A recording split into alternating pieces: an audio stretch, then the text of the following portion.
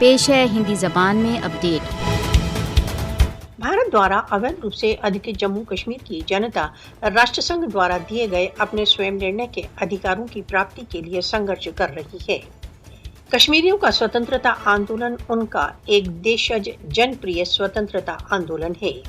भारत के अवैध अधिकरण के विरुद्ध कश्मीरियों का संघर्ष भारत द्वारा अवैध रूप से अधिकृत जम्मू कश्मीर की जनता की भावनाओं को व्यक्त करता है।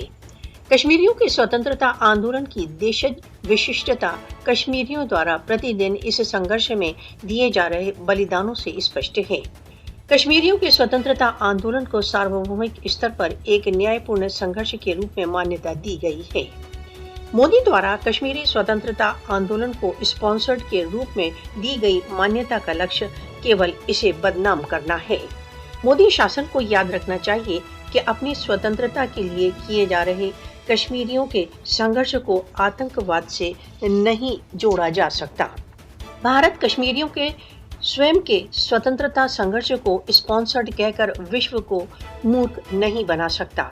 मोदी शासन कश्मीरियों के देश तथा उसके अपने द्वारा किए जा रहे संघर्ष को स्पॉन्सर्ड का नाम देने के अपने षड्यंत्र में विफल रहेगा। कश्मीरियों का अपनी स्वतंत्रता के लिए किया जा रहा आंदोलन निश्चित ही सफल होगा।